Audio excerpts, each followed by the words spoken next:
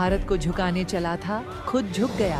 क्या वाकई में अमेरिका पहुंचते ही गिरफ्तार होंगे? मोदी और अजीब दवा अमेरिकी कोर्ट ने कर दिया ऐलान। 24 घंटे के अंदर ही भारत ने लिया ऐसा डबल एक्शन की झुक गया पूरा अमेरिका। भारत से पंगा लेना उसे पड़ा महंगा। भारत और अमेरिका की दोस्ती के बीच आई इस दरार को देखकर हिल गई पूरी दुनिया। दोस्तों, अमेरिका कब क्या कर जाए यह किसी को पता नहीं। अपनी सुपर पावर की बहुत पूरी दुनिया पर जमाने की उसकी आदत है, लेकिन अमेरिका को यह शायद पता नहीं है कि भारत पर उसकी एक भी चलने वाली नहीं है। मोदी और अजीब डाबवाला को गिरफ्तार करने की बात तो दूर की है, अमेरिका हाथ तक नहीं लग सकता। भारत अब वह पुराना भारत नहीं रहा। भारत विश्व गुरु बन चुका है। साथ ही साथ भारत के हाथ में अब वीटो पावर भी जल्द ही मिलने वाली है। भारत और रूस की दोस्ती और भारत को मिलने वाला वीटो पावर शायद अमेरिका से देखा नहीं जा रहा है। दोस्तों, शायद इसीलिए अमेरिका ने अचानक से इतना बड़ा बखेड़ा खड़ा करना शुरू कर दिया है। चीन करता तो बात समझ में आता, लेकिन अमेरिका ने ऐसा कर दिया। इसके बारे में भारत ने कभी सोचा भी नहीं था। जिस देश को हम दोस्त मानते थे उसी ने पीठ पीछे छोड़ घूम दिया। दोस्तों, अभी अभी भारत और अमेरिका को लेकर के एक ऐसी चौंकाने वाली खबर सामने निकल कर आ रही है जिसने पूरी दुनिया को दंग कर दिया है। अमेरिका और भारत की दोस्ती में ऐसी दरार आ गई है जिसकी किसी ने कल्पना भी नहीं की थी। जिस दोस्ती की मिसाल पूरी दुनिया देती थी उसमें ऐसा तूफान आ गया है जो हमने का नाम ही नहीं ले रहा है। दरअसल दोस्तों, अमेरिका की कोर्ट ने भारत सरकार और NSA अजीत बवाल सहित रो के कई अधिकारियों के खिलाफ नाम जब समझ जारी कर दिया है, जिसमें कहा गया है कि 21 दिनों के अंदर आपको हाजिर होना है कोर्ट में। अगर आप कोर्ट में नहीं आते तो आने वाले 3 हफ्तों में आपके खिलाफ आगे की कार्रवाई की जाएगी। यहाँ तक कि गिरफ्तारी की भी नौबत आ सकती है। अब यहाँ पर सबसे बड़ा सवाल ये उठता है कि आखिर अमेरिका की कोर्ट ने ऐसा किया क्यों है? भारत इस मामले में अब आगे क्या कार्रवाई करेगा? क्या एनी से अजीत डोभाल को सच में अमेरिका जाने पर गिरफ्तार किया जा सकता है? तो दोस्तों, पूरी खबर क्या है जानेंगे इस वीडियो में। भारत और अमेरिका की दोस्ती के बीच उठे इस बवाल को जानना बेहद जरूरी दोस्तों। लेकिन उससे पहले एक सच्चे भारतीय होने के नाते हमारे प्यारे देश भारत के सपोर्ट में इस वीडियो को लाइक करना तो बनता है। फटाफट नीचे दिए गए लाइक बटन को दबा दें और दिखा दें कि हम सब भारत के साथ हैं। दोस्तों, सबसे पहले जान लेते हैं कि इस मामले की शुरुआत कहां से हुई। कुछ समय पहले भारत पर आरोप लगाया गया था कि उसने अमेरिका में एक व्यक्ति को निशाना बनाने की कोशिश की। यह व्यक्ति जो खालिस्तान सेपरेटिस्ट है और भारत विरोधी गतिविधियों में शामिल है, का नाम पन्नू है। पन्नू का इतिहास सबको पता है। वह एक संगठन का मुखिया है जो भारतीय नेताओं और संस्थाओं के खिलाफ भड़काऊ भाषण और धमकियों के लिए जाना जाता है। भारतीय अधिकारियों ने उसे 2020 में आतंकवादी घोषित कर दिया था। इस घटना में भारतीय मूल के निखिल गुप्ता को गिरफ्तार किया गया, जिसे बाद में अमेरिका को सौंप दिया गया। इससे मामला और गंभीर हो गया। पन्नू, जिसने अमेरिका और कनाडा की नागरिकता ले रखी है, ने अमेरिकी कोर्ट में एक मामला दर्ज करवाया है। उसने आरोप लगाया कि भारतीय राष्ट्रीय सुरक्षा सलाहकार NSA को इस साजिश की पूरी जानकारी थी और उन्होंने इसे रचा।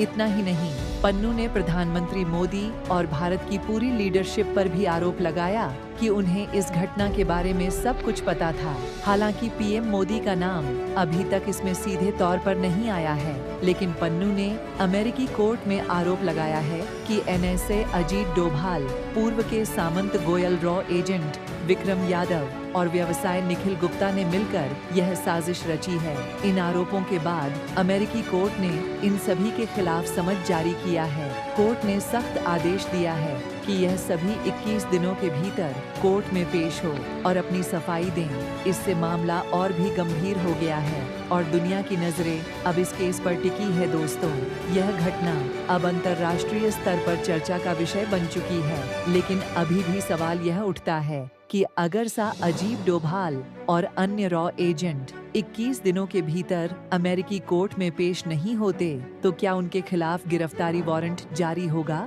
सबसे पहले तो आपको बता दें कि यह अमेरिका के लिए इतना आसान नहीं है। भारत के साथ कई देश खड़े हैं और भारत वीटो पावर पाने का सबसे बड़ा दावेदार है। अमेरिका को यह भी पता है कि अगर भारत को वीटो पावर मिल गई तो वह इसका इस्तेमाल उनके खिलाफ कर सकता है, जैसे कि वह दूसरे देशों पर करते आए हैं। इसके अलावा भारत के साको डिप्लोमेटिक प्रोटेक्शन मिली हुई है, इसलिए अमेरिकी कोर्ट उन्हें छू भी नहीं सकती।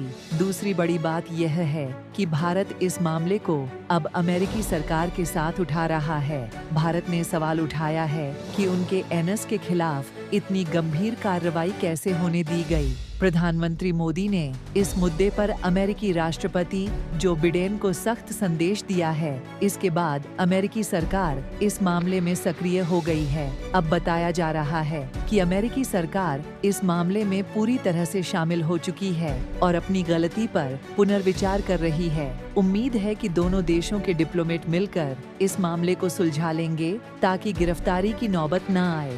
लेकिन एक दिलचस्प बात यह है कि एनएसए अजीत डोभाल पर अमेरिका में पिछले 6 महीने से आरोप लगाते आ रहे थे। फिर अचानक एक हफ्ता पहले में रूस के दौरे पर गए, जहां उन्होंने व्लादिमीर पुतिन से मुलाकात की और कई महत्वपूर्ण फैसले लिए। वीटो पावर पर भी चर्चा हुई।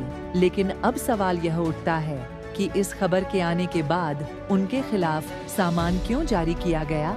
क्या अमेरिका भारत के एनएस को चेतावनी देने की कोशिश कर रहा है? ऐसा लगता है कि अमेरिका यह संकेत दे रहा है कि अगर भारत रूस के साथ अपने संबंध मजबूत करेगा तो इससे दिक्कतें आ सकती हैं। वैसे अगर हम डिप्लोमेसी के सामान्य प्रोटोकॉल की बात करें तो किसी भी देश के राजनीतिक या सरकारी अधिकारी के खिलाफ आरोप लगाने से पहले अमेरिका की पुलिस और जस्टिस डिपार्टमेंट को विदेश मंत्रालय से मंजूरी लेनी चाहिए।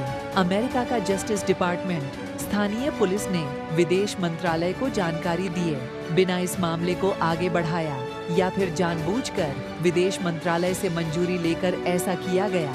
यह भारत को केवल इस मामले को खारिज नहीं करना चाहिए, बल्कि इसकी गहराई में जाकर तहकीकात करनी चाहिए कि क्या अमेरिकी सरकार इसमें शामिल है। यदि हाँ, तो उनके साथ शक्ति से निपटना चाहिए, क्योंकि यह मामला सिर्फ भारत की बेइज्जती का नहीं, बल्कि भारत को ब्लैकमेल करने का भी है। और अगर यह मामला यहीं समाप्त होता है तो पीएम मोदी 28 सितंबर को 3 दिवसीय दौरे पर अमेरिका जाएंगे। इस दौरान वे विल्मिंगटन, डेलावेयर में चौथे क्वाड लीडर्स शिखर सम्मेलन में भाग लेंगे। न्यूयॉर्क में रहते हुए पीएम मोदी 22 सितंबर को भारतीय समुदाय के एक सम्मेलन को संबोधित करेंगे। इसके अलावा मेआई क्वांटम कंप्यूटिंग, सेमीकंडक्टर और बायोटेक्नोलॉजी में अमेरिका की प्रमुख कंपनियों के साथ बातचीत भी करेंगे। तो दोस्तों, इस मामले पर आपकी राय क्या है? हमें कमेंट बॉक्स में जरूर बताएं। आपका विचार हमारे लिए बहुत महत्वपूर्ण है। तो चलिए इसी के साथ जय हिंद, जय भारत।